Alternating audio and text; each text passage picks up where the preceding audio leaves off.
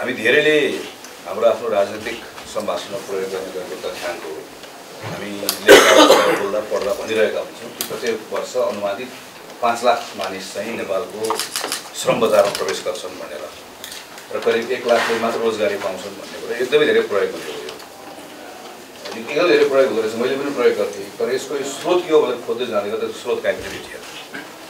त्यसैले यो अनुमानित 5 लाख जति छन्, 1 लाख जति पाउँछन् भन्दै हामीले गरेको यो खालको देखिँदो रहेछ। रोजगारीमा रहेको जो हामीले भन्छौँ रोजगारीमा छन् उनीहरूले जसले तलब ज्यादा पाउँछ उनीहरूको औसत आम्दानी चाहिँ 17,809 रुपियाँ छ। यो चाहिँ फेरि हाम्रो श्रमशक्ति सर्वेक्षणकै यो आधिकारिक तथ्याङ्क हो। यो यसले के देखाउँछ भने त्यहाँनिर हेऱ्यौँ भने लेफ्टमा रातोमा नेपालको छ $169। हामी युए हुँदै युनाइटेड स्टेट्समा गयौँ भनेदेखि 6,228। हामीहरूको खास गरिकन हाम्रो जो हामीले रोजगारी प्राप्त गरेका छन् उनीहरूको आम्दानी कति छ त्यो कारणले गर्दाखेरि चाहिँ नेपाल छाड्नुको एउटा ठुलो आर्थिक प्रोत्साहन चाहिँ यहाँ रोजगारी पाउने वा नपाउने कुरा भन्दा पनि महत्त्वपूर्ण कुरा चाहिँ यहाँ रोजगारी पाइरहेकोहरूले कति आम्दानी गरिरहेको छ, आय कति भइरहेको छ भन्ने कुरा पनि सँगसँगै जानेर छ।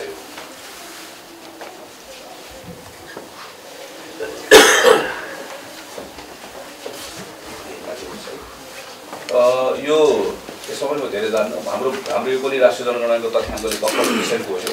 15.2% बसाइसराई काम र रोजगारीको कारण हुन्छ। एकदमै धेरै रोजगारीको कारणले भएको छ र विदेशमा नेपाली गएको हामीले हाम्रो पछिल्लो तथ्याङ्कले देखाउँछ कि 80-81 मध्ये 7,41,000 व्यक्ति विदेश रोजगारीमा गए, 1,12,000 अध्ययनको लागि विदेशी। यो 26% युवाहरू यो उमेर समूहका विदेशमा छन्।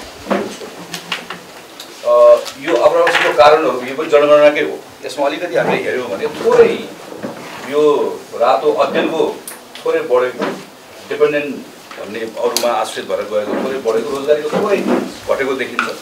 तर पनि लार्जली हामीले 2011 देखि हामी हेर्दै गयौँ भनेदेखि भने हामीहरूको चाहिँ सबैभन्दा ठुलो नेपालको बाहिर सबैभन्दा ठुलो सङ्ख्या जो नेपालभन्दा बाहिर विदेशिएका छन् त्यसको मूल कारण भनेको चाहिँ आप्रवासीको अब मुख्य कारण भनेको रोजगारीको लागि जाने कुराको यो देखिन्छ। यो पनि हाम्रो यहाँको श्रम बजारको हामीले हेऱ्यौँ भने 15 वर्षदेखि 60 वर्षसम्म करिब 2,07,44,000 जनसङ्ख्या छ। तर श्रम शक्तिको सहभागिता दर 38.5% छ। अर्को माथि हामीले चाहिँ यो नेपालमा भएको तर रोजगारीमा संलग्न भएको सङ्ख्या एकदमै कम छ। अझ निजी क्षेत्रमा हेर्नु त औपचारिक रूपमा निजी क्षेत्रमा भएको जम्मा 1% मात्रै छ। नेपालको प्राइभेट सेक्टरमा चाहिँ जम्मा 1% मात्रै औपचारिक रूपमा चाहिँ त्यसले रहेको देखिन्छ। यो सबै डेटा चाहिँ हाम्रो यो जनगणनाको डेटाहरू मैले गरेको छु। यो क्षेत्रगत हो, त्यसमा म धेरै गइनँ हामी कुन कुन क्षेत्रमा कति छ भनेर। अब यसमा पनि अर्को इन्ट्रेस्टिङ छ, यो अघि प्राइभेट सेक्टरमा जम्मा 1% मात्र भएको अवस्था भए तापनि नेपालमा तलब प्राप्त गर्ने वेज जुन चाहिँ इम्प्लोइ छ त्यसको सङ्ख्या चाहिँ पछिल्लो समयमा अलिकति पोजिटिभ कुरा चाहिँ यो चाहिँ बढ्दै गएको देखिन्छ हाम्रो सन्दर्भमा। नेक्स्ट यो अर्को इन्ट्रेस्टिङ देखिन्छ। हाम्रो औपचारिक क्षेत्रको अर्थतन्त्र हेऱ्यो भने 37.4% छ, मोरलेस 62% अनौपचारिक छ। तर रोजगारी दिएको चाहिँ औपचारिकले जम्मा चाहिँ 15% मात्रै छ। अनौपचारिक क्षेत्रको रोजगारीको सङ्ख्या चाहिँ धेरै ठुलो। यहाँबाट नेक्स्ट अगाडि फर्किन्छ।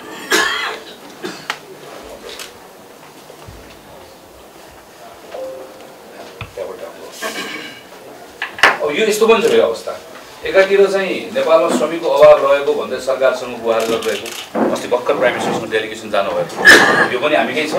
रोजगारीको लागि 2,000 नेपाली विदेशीले गरेको भन्ने कुरा पनि हाम्रो बिचमा सँगै भइरहेको छ, पनि सँगसँगै देखिन्छ।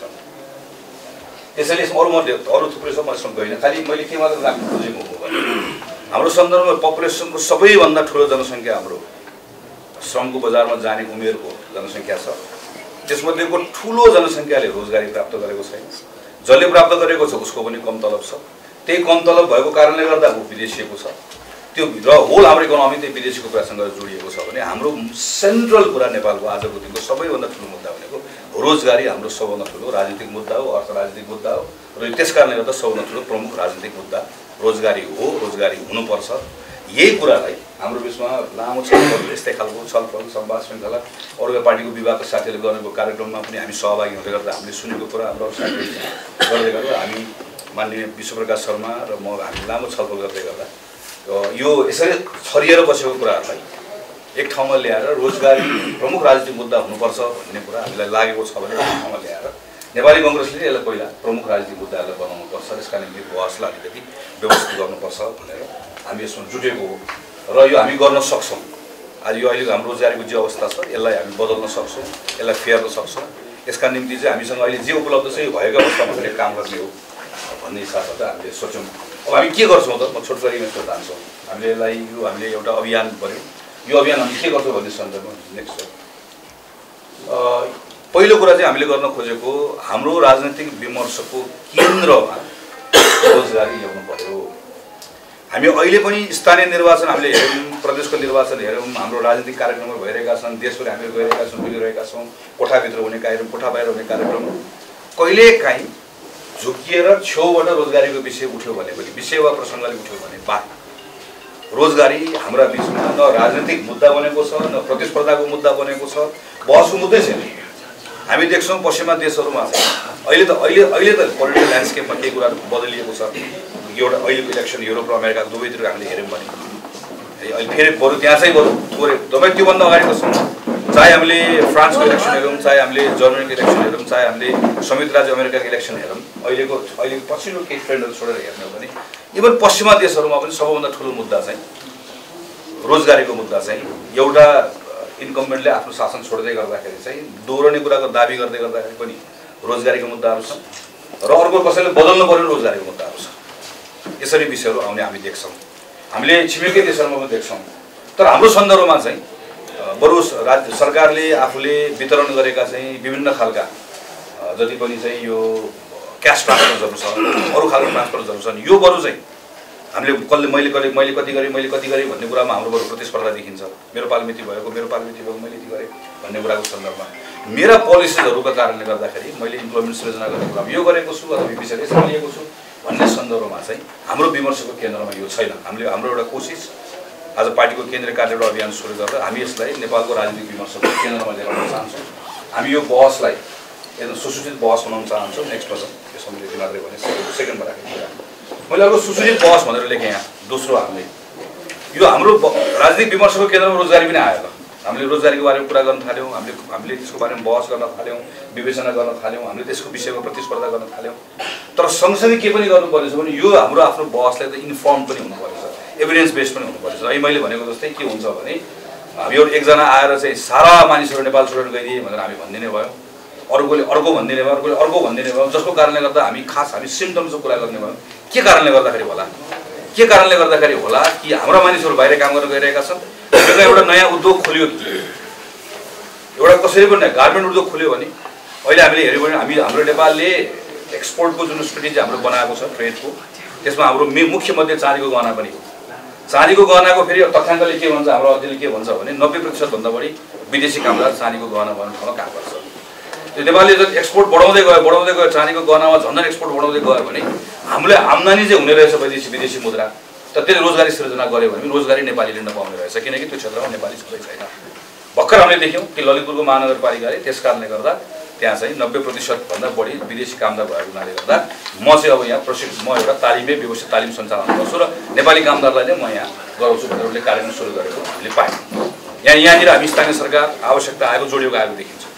बहस सुसूचित भयो भने चाहिँ यसरी जाने रहेछ, सुसूचित बहस भएन भने हामीले के भन्न खोजेको, कता जान खोजेको भन्ने कुरा नआउने रहेछ। त्यस कारणले गर्दा हामी हाम्रो बहसलाई सुसूचित बनाउँछौँ भन्ने हामी गर्ने कुराको सन्दर्भमा दोस्रो कुरा यो हो। तेस्रो कुरा चाहिँ हामीहरूको यो यतिकै भएको छ है, सुनेको छ है, हाम्रो पोलिसीहरू बनाउने सन्दर्भमा हाम्रो नीतिहरू बनाउँदै गर्दाखेरि अहिलेसम्म पनि सरकारले बनाउने कुनै पनि नीतिहरू चाहे स्थानीय सरकार अझ बढी हामीले हेर्दै गर्दाखेरि कहीँ मैले एकदम राम्रो इन्टेन्सनले सोचेको होला, हामी त्यसको इन्भाइरोमेन्टल इम्प्याक्ट के पर्छ भन्ने सोच्छौँ, त्यसको चाहिँ भिजिबली नागरिकहरूले त्यसलाई कसरी लिन्छ भन्ने कुरा सोच्छौँ। तर यसले इम्प्लोइमेन्टमा चाहिँ के गर्छ होला भन्ने कुराहरू चाहिँ हामी सोचिरहेका हुँदैनौँ, किनकि हाम्रो त्यसरी हाम्रो ओरिएन्टेसनै छैन।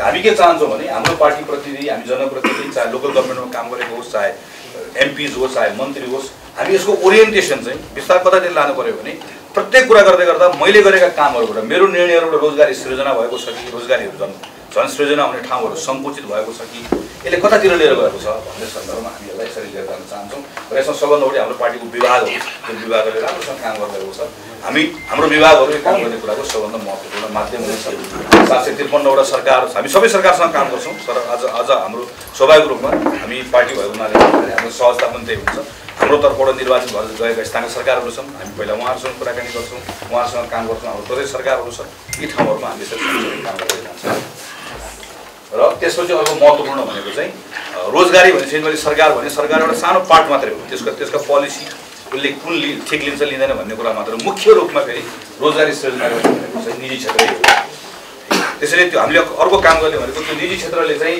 जसले रोजगारी सबभन्दा बढी सृजना गर्छ गर्नुपर्ने हो गरिरहेको पनि छ त्यसको अप्ठ्याराहरू के छन् त्यहाँ कहाँनिर काम गर्नुपर्छ रोजगारदाताहरूसँग त्यो यहाँ यो नेपालभन्दा बाहिरको होला नेपालभित्रको होला अगाडि त्यसमा माथि फर्स्ट सेकेन्डमा एउटा यो विषय भयो सेकेन्ड त्यसपछि विश्वविद्यालय शिक्षण संस्था तालिम प्रदायक संस्था हामी सबैले भन्ने गरेको चाहिँ अस्ति मात्र पनि मैले सम्मान्य प्रधानजीको सुनिरहेको थिएँ हामीहरूको केटाकेटीहरू पढेका छन् हातमा सर्टिफिकेट छ तर सिप छैन अब यो पनि हामीले एकदम त्यो कस्तो भइसक्यो भने क्लिसे जस्तो हामीले भनिदिइरहेको छ हातमा सिप छैन यो भनेको के हो खास भन्न खोजेको के हो कस्तो सिप हो कहाँनिर छ ग्याप के छ हामीले यसमा त्यसैले यो यसरी हेऱ्यौँ भने यो मोडलले के भन्छ भने युनिभर्सिटी इन्डस्ट्री र गभर्मेन्ट यो सरकार पनि छुट्टै होइन निजी क्षेत्र पनि छुट्टै होइन विश्वविद्यालय पनि छुट्टै होइन हाम्रो सिपको समस्या अब यो हाम्रो यहाँको सिटिभिटीको अध्ययनले देखाएको अहिलेपछि मलाई सबै कुरा होला होइन श्रम बजारमा भएको जनशक्तिमध्ये अधिकांश हाम्रो तहेको छ तहेको भनिसके पछाडि एकदम हाम्रो चाहिँ सबभन्दा लोएस्ट लेभलको स्किल मात्र हो श्रम बजारमा मान्छे छ अब मैले कसैले आएर गार्मेन्ट खोल्यो कसैले आएर चाहिँ हामीले चाहिँ म्यानुफ्याक्चरिङको खोल्यो हामी अहिले मैले चाँदीको कुराहरू भने श्रम बजारमा मान्छे छ हामी जोडसँग हेरिन्छ मान्छे आयो उसलाई स्किल चाहिएको छ स्किल दिने अर्कैतिर छ अर्कैतिर स्किल आइरहेको छ यहाँ जुन स्किल चाहिने हो त्यो स्किल आइरहेको छैन त्यस कारणले गर्दा त्यो मान्छे बाहिरको बजारमा फेरि पछाडि स्किल नभएको मान्छे चाहिएको छ अनि हाम्रो मान्छे बाहिरको मात्र हल्ला मात्र गरिरहेका छन् किन बाहिर गएको छ भने उसँग के छ भन्दा उसँग उमेर छ उसँग चाहिँ त्यो श्रमशक्ति छ स्किल छैन हामीसँग स्किल भएको मान्छेलाई मात्र रोजगारी सृजना भएको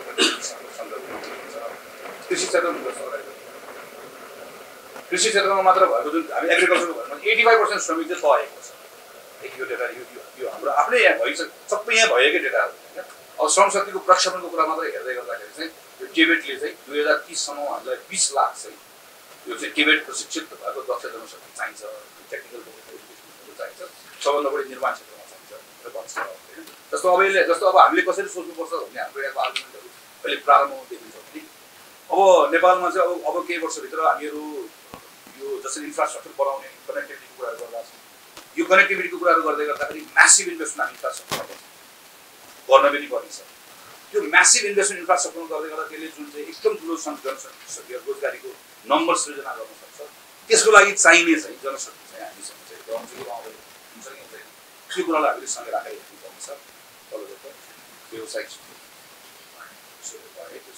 त्यसमा गयो त्यसपछि अर्को भनेको चाहिँ सेक्टरल जान्छौँ हामी उत्पादन निर्माण सूचना प्रविधि पर्यटन शिक्षा स्वास्थ्य वैदेशिक रोजगारीकोमा हाम्रो अध्ययन अनुसन्धान हामीले गर्ने राउन्ड टेबलबाट हामीले गर्ने कुरा केमा हो भने हामी वैदेशिक रोजगारीमा यति लाख गए यति हजार गए मात्र भनिरहेका छौँ त्यो नम्बर्समा हामी चाहिँ त्यसलाई त्यो दिनको 1500 दिनको 2000 यतिजना फर्के यतिवटा चाहिँ लास आयो हाम्रो यो यस्तो भएको छ कि त्यो हाम्रो त्यो पोलिटिकल ल्याङ्ग्वेजहरू हुँदा खास को गइरहेका छन् किन गइरहेका छन् नेपालमा रोजगारीको अवसर सृजना हुने हो भनेदेखि त्यो जाने कुरा कति रोकिन्छ यसको कहाँनिर चाहिँ मिलेको छ कहाँनिर मिलेको छैन थुप्रै फ्याक्टर्सहरू छ त्यसमा हामीले एकदम कम सोच्यौँ वा जो सोचिरहेको छ अलग अलग सोचिरहेको छ हामीले एक ठाउँ ल्याएर कुराकानी गर्नुपर्छ हो एसएमएसको कुरा भइहाल्यो अर्को हामीले अस्ति यहीँ पनि हेऱ्यौँ हाम्रो विभागले कार्यक्रम गरिसकेपछि भने माओवादीजीले नै एउटा सुझाव दिइसकेपछि उहाँले एउटा फर्म भर्नुभएको छ तपाईँहरूलाई के कुराहरूमा गभर्मेन्टले मद्दत गरिदियो भने तपाईँहरू गर्न सक्नुहुन्छ भनेर इन्ट्रेस्टिङ धेरैजना के आउँछन् गभर्मेन्टले मद्दत भन्दा पनि गभर्मेन्टले केही नगरिदिँदाखेरि माथि आउँछ अवस्था गभर्मेन्टले गरिदियो भने त झन् समस्या हुन्छ जहाँ सरकार पुग्यो त्यहाँ झन् समस्या जहाँ सरकार नभएको त्यहाँ झन् आनन्दले काम गर्न पाएको जस्तो त्यस्तो पनि देखिन्छ हामीले के लाग्छ कहिले भने हामीलाई एकदम मनमुटुबाट हामी नपुगेर पो समस्या भयो हामी गइदिइहालेको जस्तो लाग्छ हामी पुग्दैन समस्या भएको स्थानीय सरकार पुग्दैन समस्या भएको स्थानीय सरकारलाई नदेख्ने बेलासम्म आनन्दले चलिरहेको छ कि स्थानीय सरकारले देखेको दिन चाहिँ बर्बाद हुन्छ। यो पनि देखिन्छ हाम्रो केटाहरू हेर्दा यी कुराहरू हामी सेक्टरको कुरा गर्न चाहन्छौँ। अर्को चाहिँ नेपालमा विदेशीलाई रोजगार, यो पनि हामीले पहिला अन्तर्वार्तामा पढेर सरले क्लियर गर्नु होला। मैले नै यो पहिले रामेश्वर प्रधान सरको अन्तर्वार्ता पढेको हुँदै रामेश्वर प्रधान सरको अन्तर्वार्ता पढेर त्यो अन्तर्वार्तामा पढेको आधारमा त्यो तथ्याङ्कलाई मैले पनि त ठाउँ प्रयोग गरेँ। कतिले मेरो तथ्याङ्क घरबाट प्रयोग गरेँ, कति खोज्दै जाँदै गर्दा चाहिँ पछि सरलाई पनि खोज्दै जाँदै गर्दा खास काको भन्दै गर्दा खास काको भेट्यो होइन। यस्तो छ कि हाम्रो कतिपय कुराहरू हामीले भन्दै उसले उसलाई भने ल होला तर ह्याभिङ सेड दिस के देखिन्छ भने नेपालमा ठुलो सङ्ख्यामा हामी देख्छौँ खास गरी गार्मेन्टमा देख्छौँ, टेक्सटाइलमा देख्छौँ, म्यानुफ्याक्चरिङमा थुप्रै एरियाजमा देख्छौँ। टेक्निकल मात्र होइन है, अलिकति माथिल्लो तहको सेक्टर स्किल सेट भएको मात्र होइन, त्यो मिडियम र उपाको स्किल सेटमा भएको ठाउँहरूमा पनि हामी देख्छौँ। जस्तो काठमाडौँमै हामीले याद गऱ्यौँ भनेदेखि भने हामी प्लम्बर्स, इलेक्ट्रिसियन यस्तो थुप्रै एरिया देख्छौँ नि त। त्यो अघि नै मैले भनेको प्रोडक्टिभिटीसँग जोडिने हो कि अघि नै त्योभन्दा अर्को त्यहाँनिर गएको व्यवसायिक सुरक्षा, तलब, सामाजिक सुरक्षा त्योसँग जोडिने हो कि जो मान्छेले दिन्छ यो त्यहाँभित्र सरकारले बनाएको अनेक ब्यारियर्सको कारणले गर्दाखेरि रोजगारदाता जो छ रोजगारदाताले नेपालीभन्दा बाहिरको ल्याउन सजिलो भएको हो कि ग्लोबल ट्रेन्ड हो कि फेरि बङ्गलादेशको मान्छे यहाँ आउने, यहाँको मान्छे बङ्गलादेश जाने यस्तो खालको भइरहेको छ कि थाहा छैन। हामी यो कुरालाई हामीले हेर्नुपर्छ। नेपालमा विदेशीलाई रोजगार हामी यसरी यो विषयमा गर्छौँ। त्यसपछि हाम्रो एउटा समूह हुन्छ, हामी बनाउँछौँ। त्यो समूहले हाम्रो अनुसन्धानकर्ता, विज्ञ, इन्टरभ्यू यो पार्टमा रहेर चाहिँ यतापट्टि हामी संवाद राउन्ड टेबल गरिरहेको सेक्टर गरिरहेको हुन्छौँ। त्यही टाइममा चाहिँ अर्को कुरालाई मैले सुरु गरेँ, यसले बाँकिरहेको छ काम। यो रिसर्चको काम गर्छ र गर्दै गर्दा कोसँग गर्छ भन्दै गर्दा हामी विभिन्न युनिभर्सिटीहरूसँग चाहिँ कोलाबोरेसन गर्छौँ, थिङ्क ट्याङ्कहरूसँग गर्छौँ, रिसर्च संस्थाहरूसँग गर्छौँ, सरकारको संरचनाहरूसँग गर्छौँ, स्वतन्त्र अनुसन्धानकर्ता र विज्ञहरू थुप्रैले काम गर्नुपर्छ। हामी उहाँहरूसँग गर्छौँ र त्यो कोलाबोरेसनबाट हामी चाहिँ त्यो खास गरी एभिडेन्सहरू के छ भन्ने विषयमा लिएर आउन चाहन्छौँ। यति गरिसकेपछि अहिले हामीले सोचेको हामी पहिला यसलाई 2 भागमा हामी बाँड्छौँ। पहिलो 6 महिना र त्यो 6 महिनामा हामी जहाँसम्म पुग्न सक्छौँ त्यस पछाडि चाहिँ अब यो हाम्रो पार्टीको राजनीतिक अवस्था अरू कुरालाई हेरिकन त्यसपछि हामी अरू थप 6 महिना यसमा काम गर्ने। हामी सुरुमा अहिले एक वर्षको कार्ययोजना बनाएका छौँ तर पहिलो 6 महिना हामी काम गर्छौँ। पहिलो 6 महिना काम गर्दै यो 6 महिनाभित्रमा अघि मैले भनेको हाम्रो राउन्ड टेबल्सहरू पनि हुन्छ। यो 6 महिनाभित्रमा हामीले हाम्रो यो रिसर्च काम पनि हुन्छ, अरू पार्टिसिपेट कामहरू पनि हुन्छ।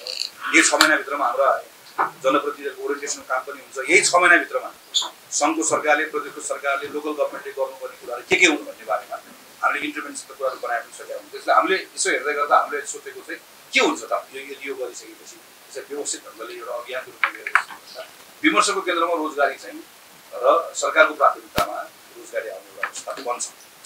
किनभने हामी नेपाली काङ्ग्रेस पार्टीले आज हामी यसो व्यवस्थित ढङ्गले छलफल गरेपछि हामी अरू पार्टीसँग छलफल गर्छौँ। हामी कुनै दिन नेपाली काङ्ग्रेस पार्टीकै निमन्त्रणामा हामी अरू राजनीतिक दलसँग बसेर हामी कहिलेकाहीँ संविधानको बारेमा छलफल गरौँ, अरू पार्टी आएर छलफल गरौँ भन्छौँ, शान्ति प्रक्रियाको बारेमा गरेर गर्छौँ भन्छौँ। हामी यसै गरी हामी इम्प्लोइमेन्टको बारेमा चाहिँ हाम्रो पार्टीका अरू पार्टीका दृष्टिकोणहरू के छ हामी छलफल गर्छौँ। पार्टीभित्र त गर्ने नै भनिन्छ पार्टी यसले बिस्तारै अब यो प्रक्रियामा हामी सयौँ साथीहरूले भाग लिनुहुन्छ। हामीले दर्जनौँ प्रशिक्षण कार्यक्रमहरू चलाउँछौँ हाम्रा एमपिजहरूका लागि, हाम्रो पार्टीको जनप्रतिनिधि पार्टीकै जिम्मेवारी बसेका साथीहरूलाई विभिन्न जो जनप्रतिनिधि नभएको साथीहरू एस्पाइरिङ भोलिको लागि होला यो सबै खालको कार्यक्रमहरूले बिस्तारै अघि मैले भनेको जस्तो हेडमा रोजगारी भन्ने कुरा आउँछ। त्यो हेडमा त्यो आइसकेपछि हामी छलफल रोजगारी हाम्रो अर्को इन्फर्म डिबेट हुन्छ।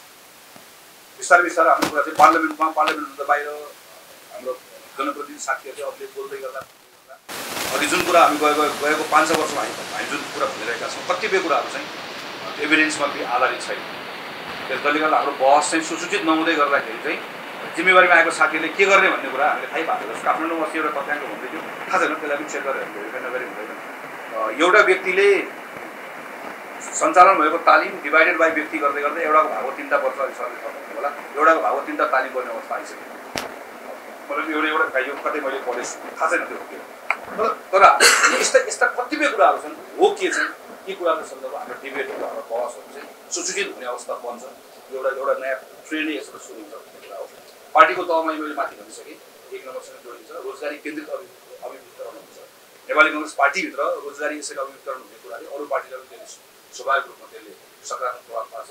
नीति र कानुनको परिवर्तन ट्याक्क ट्यान्जिबल चाहिँ हामी के छ भने हामी अब केही समय हामी बजेट बनाउँछौँ, स्थानीय सरकारले बनाउँछ, प्रदेशले बनाउँछ, सङ्घले बनाउँछ, यी ठाउँहरूमा चाहिँ हामी आफै जिम्मेवारी गर्छौँ सरकार गर्छौँ भने कानुनमा कहाँ परिवर्तन गर्नुपर्ने पोलिसीमा कहाँ परिवर्तन गर्नुपर्ने एउटा क्लस्टर चाहिँ एउटा क्याटेगोरी चाहिँ अब के कुरा भने सरकारले गर्ने काम गराउँछ नीति र कानुनमा परिवर्तन गर्ने कुरा एउटा भयो अर्को चाहिँ हाम्रो जस्तो अहिले मैले ललितपुर एक्जाम्पल दिएँ ललितपुरको सरकारले काम गर्छ जस्तो अहिले हाम्रो गोकर्णेश्वरको यहाँ आउनुभएको छ हाम्रो गौमुखी गाउँपालिका हाम्रो 100 साथीहरू हुनुहुन्छ सबैले केही न केही शिक्षामा स्वास्थ्यमा विभिन्न सेक्टरमा गर्नु खोज्नुभएको छ यो छलफल बहसबाट चाहिँ लोकल गभर्मेन्टबाट चाहिँ इम्प्लोइमेन्टमा के काम गर्ने कुराको बारेमा के आइडियाजहरू आउँला उहाँहरूले आइडियालाई क्यारी गर्नुहुन्छ उहाँले इम्प्लिमेन्ट गर्नुहुन्छ माथि अरू सेन्ट्रल गभर्मेन्टले गर्छ पिछेको प्रोभिन्सियल गभर्मेन्टले गर्छ सो सरकारले गर्ने कामहरूमा चाहिँ हामीले नीतिगत परिवर्तन पनि गराउँछौँ र एक्जिक्युटिभ अर्डर्सबाट गरिने कामहरूबाट पनि थुप्रै कुराहरू जसको लागि नयाँ नीति चाहिन्छ अहिले भएकै नीतिमा गर्ने पहल गर्नेबाट नयाँ परिवर्तन आउँछ ती कामहरू पनि गर्ने कुराको सन्दर्भमा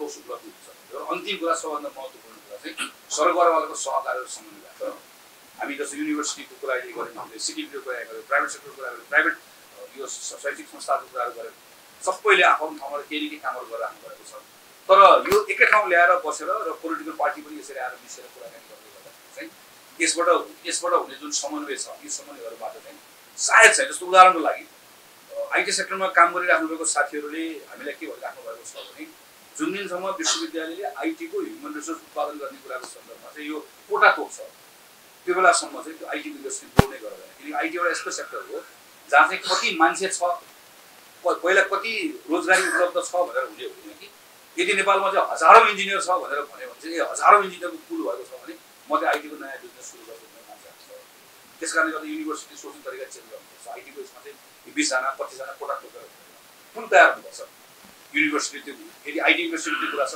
युनिभर्सिटी एकातिर छ युनिभर्सिटी चलाउनु भनेको हामी त हो हाम्रै साथीहरू शिक्षा मन्त्री भएर जानु गरेको छ हाम्रै साथीहरू त्यहाँनिर विश्वविद्यालयको नेतृत्वमा हुनुहुन्छ भनेपछि त्यसो हुने त बदल्नु पर्यो यो हाम्रो अभियानका क्रममा यस्ता दर्जनौँ कुरा अहिले हामीले यो हुन्छ यस्ता दर्जनौँ कुराहरू हामीलाई जस्तो यो मैले थाहा पाएको कुरा हो अब यस्ता अरू दर्जनौँ कुराहरू होला यी कुराहरू हामीले अहिले मैले जुन ज्ञानको उत्पादन गर्ने ती कुराहरू हुन्छ र त्यो कुराको इन्टरभेन्सन चाहिँ हामी आफ्नो ठाउँबाट गर्छौँ यसबाट चाहिँ नेपालको रोजगारीको क्षेत्रमा चाहिँ एउटा महत्त्वपूर्ण उपलब्धिहरू हासिल गर्न सक्ने अवस्था हुन्छ भन्ने सोचाइका साथमा हामीले यो आजबाट औपचारिक रूपमा चाहिँ आज हामीले यसको क्यालेन्डर सुरु गऱ्यौँ हामीले यसको एउटा क्यालेन्डर बनाएका छौँ अब यहाँ पार्टी कार्यालयमा एउटा दर्जनौँ छलफलका श्रृङ्खलाहरू छन् त्यसपछि हाम्रो अनुसन्धान कामहरू हुन्छ विभिन्न यो पहिलो 6 महिना पुग्यो हाम्रो कार्यक्रमबाट हामी सबै स्केड्युल बनाएका छौँ त्यो अनुसारले काम गर्छौँ केही कामहरू हाम्रो विभागको साथीहरूले गर्नुहुन्छ केही कामहरू हामी पार्टीको हामीहरू दुईटा महामन्त्री बसेर गर्ने कामहरू कुरा होला केही कामहरू हाम्रो अरू उहाँहरू जस्तो अनुसन्धानकर्ता साथीको टोली छ उहाँहरूले गर्नुहुन्छ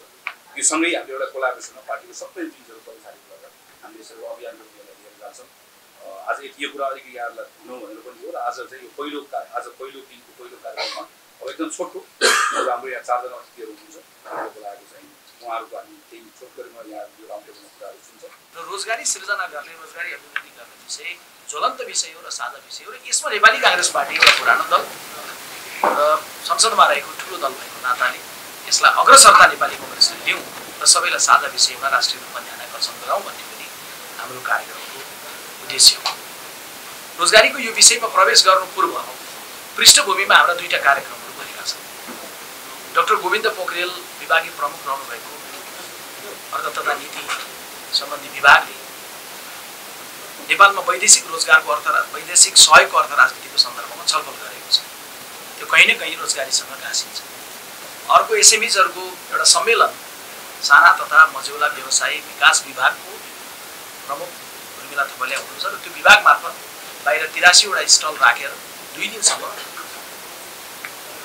10-12 विज्ञहरूसँग हामीले छलफलहरू बहसहरू पनि गर्यौँ त्यो पनि यसको पछितिर जोडिन्छ र यो विषयलाई नै अझै प्राथमिकताका साथ अगाडि बढाउन नेपाली काङ्ग्रेस पार्टीले चाँडै नै इकोनोमिक कन्क्लेभको पनि हामी तयारी गरिरहेका छौँ यी समग्र कुराहरूलाई चाहिँ त्यसले फेरि छोड्छ र सँगैमा के भने मिडिया मार्फत बाहिर जाँदै गर्दा साथीहरू मार्फत बाहिर जाँदै गर्दाखेरि बल्ल रोजगारीको छलफल भएको हो भन्ने खालको पनि नरहोस् भन्नका लागि हामी के पनि स्पष्ट गर्न चाहन्छौँ भन्दाखेरि प्रतिकूलताको बिचमा पनि अस्थिरताको बिचमा पनि हिंसात्मक राजनीतिको बिचमा पनि सामाजिक न्यायसहितको उदार अर्थव्यवस्थाको जे नीति नेपाली काङ्ग्रेस पार्टीले अंगीकार गरेको नीतिले आज न्यून रूपमा सही रोजगारीको जे जस्ता अवसरहरू सिर्जना छ निजी क्षेत्रको जुन रूपमा विकास भएको छ नेपाली काङ्ग्रेस पार्टी खुलेआम दावा गर्छ नेपाली कांग्रेस पार्टीले लिएको नीतिको कारण अझै जीपी इकोनोमी भन्दा फरक पर्दैन गिरिजाप्रसाद कोइरालाले सुरुवातमा गरेको त्यो 3 वर्षको कार्यकालको कारण।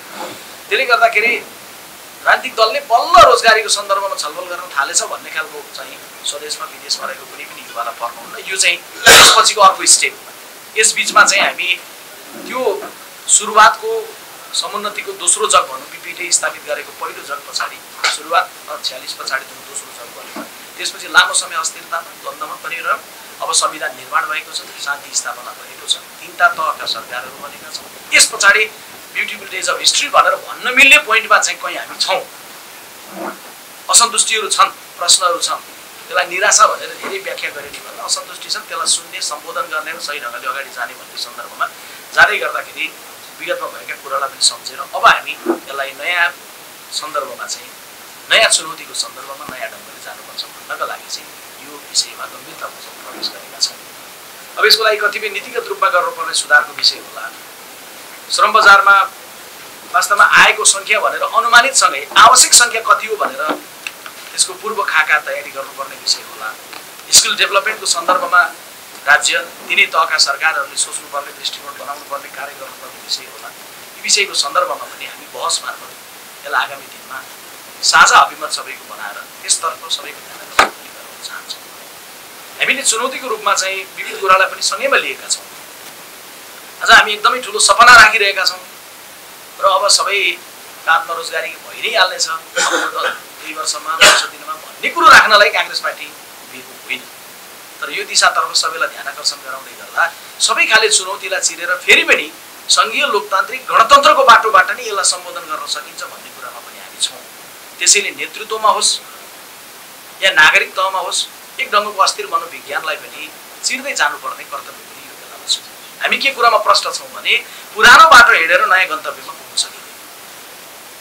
संघीय लोकतान्त्रिक गणतन्त्रको बाटोबाटै देशले आज हासिल गरेका उपलब्धिहरूलाई आगामी दिनमा पनि व्यवस्थित गरेर जानुपर्नेछ। किनभने संसद सम्मानित सर्वोच्च अदालतले गरेको व्याख्या बमोजिम, संविधानको धारा 76 को धारा 5 को व्याख्या बमोजिम अब संसद पूरा 5 वर्ष टिक्ने अवस्थामा छ।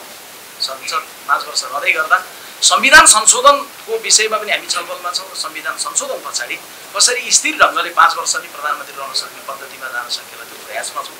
डाक्टर ढिला सङ्ग्रोला संयोजक रहनुभएको विभागले यसबारेमा देशभरि पनि संविधान संशोधन इस्युमा छलफलहरू पनि गरिरहेछ र हामी चाहिँ यो प्रक्रिया मार्फतबाट जाँदै गर्दाखेरि मुलुकको नीतिगत अस्थिरताले परेको असर, रोजगारी वृद्धिमा, पूर्वाधार निर्माणमा, अन्य सबै सेक्टरमा परेको असरलाई व्यवस्थापन गर्न पनि एउटा स्थिर संसद भइसकेपछि, स्थिर प्रणाली मार्फत अघि गइसकेपछि समग्र सेक्टरको विकासमा चाहिँ नीतिगत स्थिरताको बाटोबाट जानुपर्छ।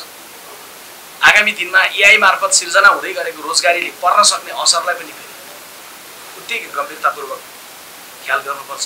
त्यसैले त्यो सँगसँगै रोजगारी मात्रै भनिरहँदै गर्दाखेरि नागरिक पङ्क्तिमा यो त्यसमा मात्रै गयो भन्ने खालको पनि नपरोस्। हामी रोजगारीको विषय सँगसँगै उद्यमको विषय पनि, उद्यमशीलताको विषय पनि, श्रम बजारमा आएका सबैको आत्मरोजगारी हुनेछ भन्ने होइन कि त्यसको निश्चित आकारलाई उद्यमशीलतातर्फ लिएर जाने, निश्चित आकारले रोजगारीलाई लिएर जाने यो प्रकारको आशा, नवीन सम्भावनाको कुराको सन्दर्भमा छलफलमा छौँ। आजको छलफलमा सहभागी भएर महत्त्वपूर्ण विचार व्यक्त गराउने निरञ्जन श्रेष्ठ, डाक्टर कुसुम साक्य, महेश भट्टराईज्यू, केवल भण्डारीज्यू, विश्व पौडेलज्यू लगायत अरू सबै साथीहरूलाई पनि म सम्मान गर्न चाहन्छु, धेरै धन्यवाद दिन चाहन्छु। नेपाली कांग्रेस पार्टीको यो प्रकारको छलफलहरूमा आगामी दिनमा यो कोठाभित्र एउटा सानो कोठाभित्र छलफल भएको होला।